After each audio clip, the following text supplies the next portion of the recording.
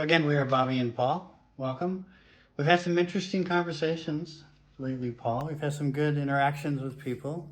It feels liberating to be able to express my views about topics. So usually we start out each show by talking about some of the comments we got over the last week, and then we can kind of use these comments as a springboard into our next topic. And we have a couple of comments I want to go over. And the second one relates to social media, which I think we can use as a springboard to talk about a new topic, which is social media.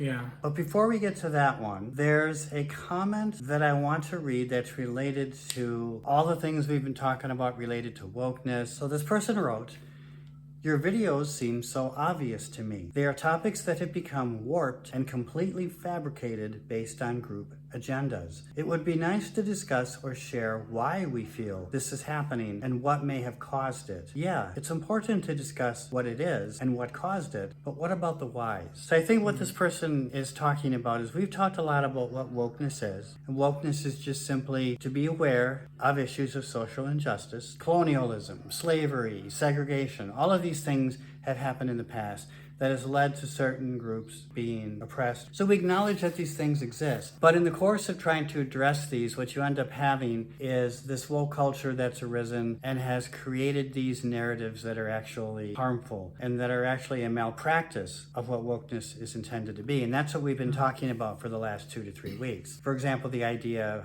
of women suddenly losing their spaces that were made for women because biological males want to come in and take those spaces. And in areas like sports, they're excelling in those areas. And there are even cases of trans women winning Women of the Year awards, things like that. So we've seen, what wokeness is, how it's gone wrong, but why do we think that it's gone wrong? Like, how did we get here? I think we've got to this place where wokeness has lost its track, or it has digressed so much from what wokeness should have been, in a sense that subscribing to wokeness would mean that you have to subscribe to all the different facets of wokeness, and that's where the problem comes. I might believe in one facet of wokeness, let's say about racism, and I'm strong about it and I believe in it and I have my reasons. But then the woke culture is that once you're in it, then you have to take in whatever you might not consider helpful. But the fact that you're subscribing to one facet, then you have to take everything. I feel that's taken us off track. And in the end, we're having a lot of unreal realities that people are subscribing to, but then they are attaching them to wokeness so that we can accept them and believe in them and champion these causes that are sometimes not helpful. What has happened is that there was a good cause initially that people have taken advantage of. They jumped on a ship that was already moving, and that gained traction, but then they jumped on it with agenda. So in the end, people are preaching things that they don't believe in. I'm pushing for anti-racism, then I also have to stand with transgender people, even when I may not believe in it. Because if you don't, they'll cancel you. You'll be a victim of cancel culture. In the U.S. news right now, there's a woman, 90-year-old woman, who was a volunteer for one of these multiple sclerosis organizations. And everybody in this organization was asked to put pronouns in their bio. And this woman, she's 90 years old. This is new to her. She's never heard anything like this before. So she's confused. So she goes to somebody and she asks, "What is this pronoun thing?" All they did was told her, "Well, we want you to put pronouns in so that we're more inclusive." And she responded by saying, "We never exclude anybody. We've never excluded anybody in history." So she didn't understand. It didn't make sense to her. So what they did is they fired her from her volunteer job on the basis that she wasn't inclusive enough. It wasn't even that she refused to do it. It's that she was just asking questions. She didn't understand. This was confusing. Well, how can this make us more inclusive when we're already inclusive? We don't discriminate against anybody. We help everybody. And so she honestly and truly didn't understand. But the fact that she raised that question, this woman had worked with them for 60 years as a volunteer. And now suddenly they just said, she's not going to work with us anymore. The woke agenda started with rights, freedoms. We're preaching for our freedom as Black people, our freedom as, then eventually women joined, freedom of women. The initial waves made sense, a lot of sense. But along the way, the woke campaigns have gained a lot of traction that now they're taking away freedom of people who don't believe in what they believe. I write poems, so I have a poem about, it's called Today is Yesterday. What it actually says is that today is yesterday, but dressed in different apparel. So yesterday, the black was the sufferer and the white was the bad man. Eventually, today will become yesterday by the white being the sufferer and the black will become the oppressor. And we are experiencing this by the woke campaign, in that if you don't believe in them, then you get cancelled. Yeah, I can't say anything negative, even if they're doing something bad. And now that's that's where we have gone wrong, because these are human beings as well who make mistakes. And if they made a mistake, it's not like when I talk about the mistake or whatever, I may not say it exactly, I may not say it correct, but it doesn't mean that when I stand against, I should be cancelled. You're trying to bully us out of our objectivity. I want to be objective about what is going on, but then I can't because you want me to follow a narrative that you want me to follow. So yeah, Bob, I don't know if I answered the question about how did you get here, because it's a very interesting question. So yeah, so why, I mean, I have my thoughts. I've seen how philosophies have changed over the years. Postmodernism was kind of the prevailing kind of dominant thought, where you kind of construct your own perceptions and perspectives about reality. But as time went on, everything seemed to move from a postmodern kind of approach to looking at things to what I would call a post-truth way of looking at things. It's almost as if truth itself is subjective, and truth itself can be created. And you kind of hear this working out in some of the expressions that people say. For example, live your truth. Hey, you're living your truth, fantastic. It's almost as if they're thinking that you can create your own truth. So if you identify as something and you really feel that you are that something, that's your truth. You're creating your own truth. That gets put into all different walks of life. I'll give you an example. There was a time about, I want to say, end of 2022. I had seen a counselor for some various personal issues I was going through at the time. After about 3 sessions, we had actually come to some sort of resolution or to some sort of answer, and we didn't really feel like we needed any further sessions. And then I remember one of the last things she said to me is, well, you're out there now living your truth. Good thing that you found your truth. And I'm just like, it kind of took me back a little bit, and I'm like, my truth? And it was kind of the first time I'd ever really heard the phrase, my truth, and now I hear it all the time. Why do biological males who identify as women believe that they actually are women? Because they've been exposed to this philosophy that they can create their own truth, that what they perceive about themselves is the truth, because they're creating their truth. It's an offshoot of postmodernism. What you perceive to be reality is reality. So if I perceive myself as the president of the United States, will they give me a convoy? No. So this is the thing, how it's kind of... So where is the limit? Because I think that they would say that you don't really believe that you're the president of the United States. No, I You're do. the But president. if I do, But there may be pretty delusional people who do believe. so they'll probably take me to a mental institution. Probably take you to a mental institution. Yeah, thinking that you're something doesn't make you something. Doesn't make you that something. But again, you can't get them to acknowledge that because they won't dialogue with you. I mean, the moment that you challenge them with this, they don't want to talk about it. They shut you down. And it's painful because the last one of our episodes I talked about even science is no longer objective. Mm-hmm. The fact that in the diagnostic statistic manual of 4, it said different things about gender, and the following version says, it says something completely different. So we're having scientists having different realities over different versions of the DSM, and the second one is clearly obliterating the first. The fourth version, which we believed in then, well, we're believing in wrong science. What they're telling us now, is it the reality, or is it just that now the current version just suits the narrative? As long as they have a narrative they want to sell, even science will bend to that rule. Science follows the money. Yeah, And that's really the bottom line. Same about COVID. So COVID happened, and a few people died, let's say like in my country. Right, and they expected COVID was going to devastate Africa, and it didn't. All I know, they demonized different other people's alternate solutions. Yeah. Yet even these alternate solutions were working for us. Like now in Africa, in Uganda here, people developed concoctions that they would use during COVID, and people were well. But then the ones who went to hospital, most of them really didn't make it. Yeah. We may not succinctly answer your question or respond to your comment the way you want, but then you could as well have your own take on how we got here and why we got here. You can as well share in the comment section. And, sometime if you're available, we can as well record an episode with you. And that's okay with us. Yeah, and really what Paul is saying is we don't know how we got here. I mean, I could come up with my ideas about how it's moving from postmodern thought to post-truth, but how did we get to this point? And I don't know the answer to that question. And you can't ask a woke person that because they won't dialogue with you. You know, they just kind of hide in their own bubble and they won't engage. They'll say you're condescending and Yeah. they have those comments where they label you and make you feel like, you know, you're douche or something. Yeah. All right.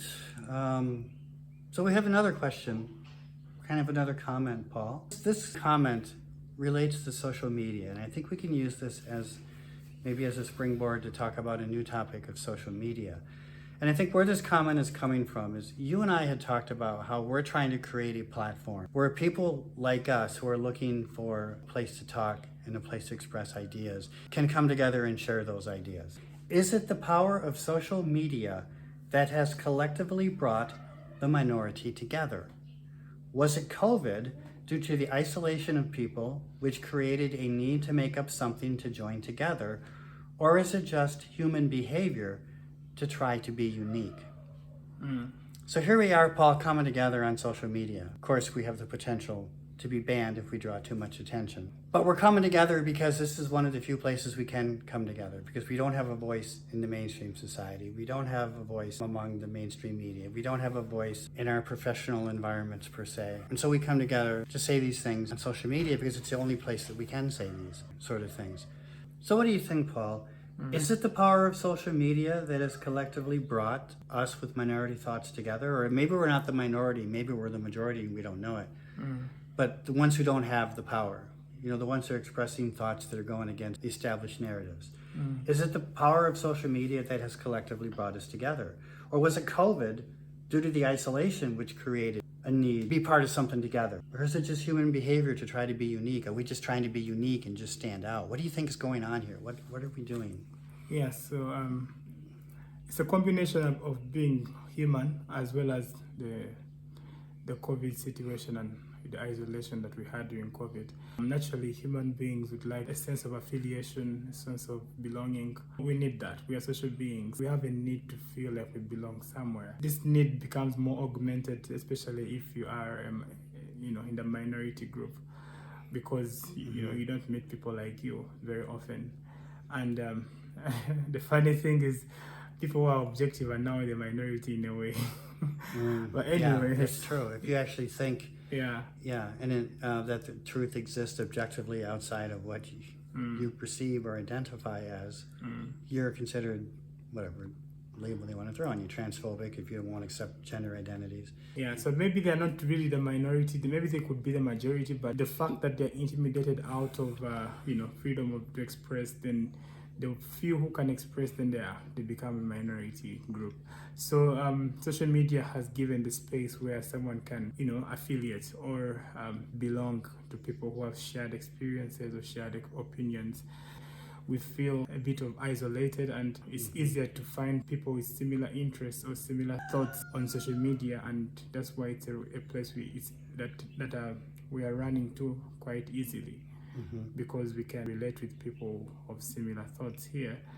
And as well, because of the persecution of people who are more objective out there, so social media gives you a sort of invisibility cloak, where I might create a fake account and use an avatar. I may not use my face or whatever. So I'm more confident behind behind a keyboard than facing these things organically. But me and Bob are different because we are showing our faces and all that. Right. Yeah. So I kind of think about how social media is giving opportunities to people like us who are promoting counter-establishment narratives, which of course is a threat to the establishment when these particular platforms become too big or too influential. Like maybe for us, maybe we're not getting noticed because we're not that big yet. We just started. We've got some followers. We've got some people that are seeing it, but we're not that impactful yet. But if we get too big and we get noticed, we could potentially find ourselves being banned. But I specifically am thinking about these things being a threat to those in power to the establishment. And I'm thinking about right now the attempts in the US that are going on to ban TikTok. I mean, who are they to tell us what information that we should be exposed to or not exposed to? There's definitely censorship going on. And of course, they don't call it censorship. They have another term for it. It's a propaganda term called content moderation. And I recently saw an interview with Elon Musk and Don Lemon in which Elon Musk reiterated his commitment to free speech. And then Don Lemon said, well, I believe in free speech just as much as you do. And Elon Musk says, no, you don't, because you believe in content moderation. And he said to Don Lemon that content moderation is just simply a propaganda term for censorship. And of course, Don Lemon wouldn't acknowledge that. The social media is largely useful, and that's why we are here, and that's why you can hear from us anyway. And we can rave about all the positive of social media all day, but then there's no point because you already know them. Yeah. Mm-hmm. But where could social media be going wrong? And that's something we want to think about. The fact that, ideally, in the earlier days, to make friends, you had to go out there, yeah, and you connect and have organic friendships, meaningful relationships, and people that you befriend people that you actually know. But now with this virtual world, we have friendships with people that we don't actually know. We have there's a common word in this generation called catfishes, when people are pretending to be who they are and aren't, and then we're having a lot of con people. Yep. You find that people are becoming more socially awkward because they're used to being behind, the keyboard, and when you throw them in social situations, then they just can't adjust. You find the person who is more loud-mouthed on social media, in reality, they can't say nothing.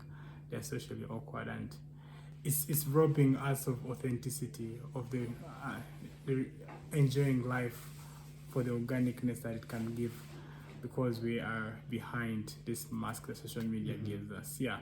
So while it gives you space, if let's say I'm socially awkward already, because I have my predisposing effects and factors earlier as a child, and even genes, then social media will give me the space to actually express.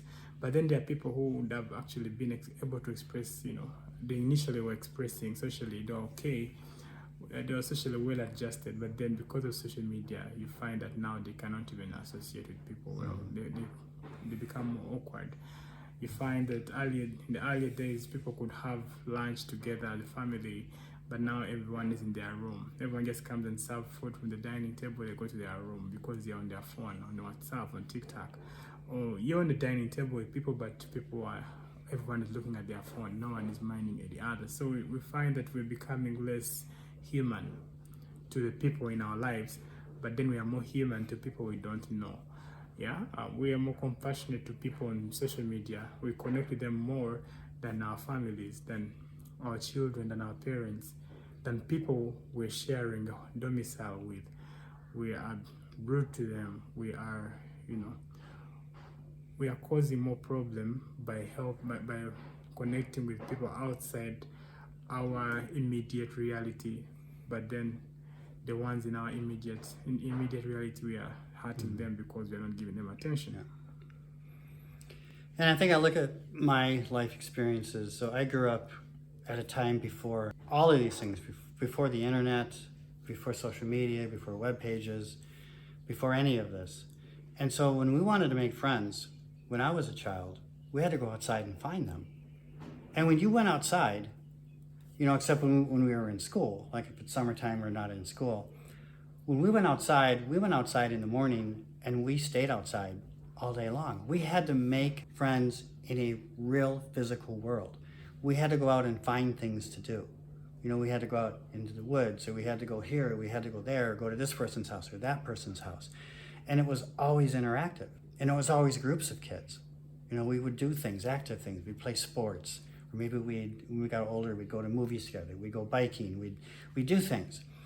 And now what I think is happening is people have kind of lost that, where they can have their interactions online and they can build this artificial world that's not even reality. They just show people the things that they want them to see. Whereas when I was a child, I couldn't create my own reality to show people because people saw the real me when I was out there interacting with them. There wasn't any fake Bobby. There wasn't any false Bobby. The friends were real. Online nowadays, you don't even know if the person you're acting with sometimes is even real. I mean, it could be somebody pretending to be somebody who's somebody else. That's a major shame, I think, of what we've become and where we're going. And I don't know what that says for the future about the younger generation, their ability to interact and build real authentic relationships with people. I'm concerned about their ability to actually do that going forward. We're living in a global community where, whatever is in America is in Uganda because of, social media and internet and all that. So people spend their time on TV. Before even social media, we had channels like cable channels. You can watch. I'm watching Kim live her life, her very exorbitant life on TV the whole day. Yeah, I don't have time to live my life because I'm watching Kim Kardashian live her life, show us how she's bought a new yacht, or she's bought a private jet, and she's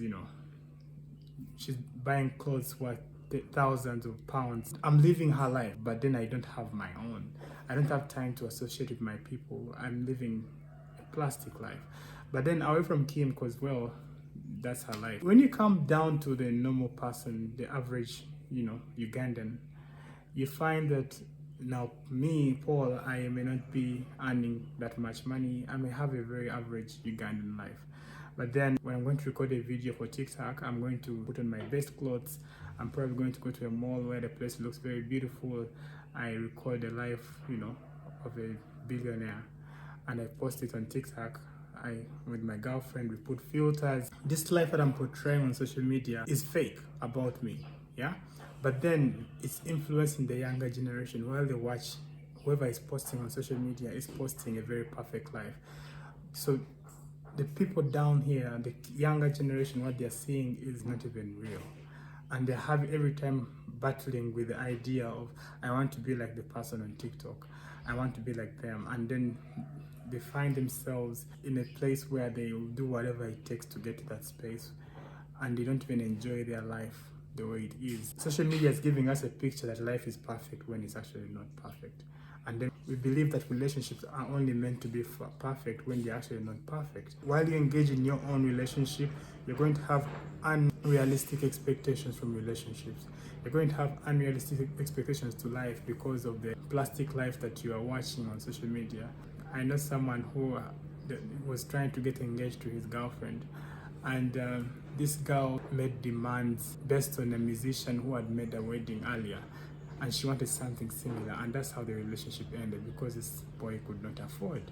But then these people loved each other, they were meant to make a family together, but then it was stopped because of the exposure to what other people's lives look like. So everyone wants to live those lives even when they can't objectively afford that kind of life.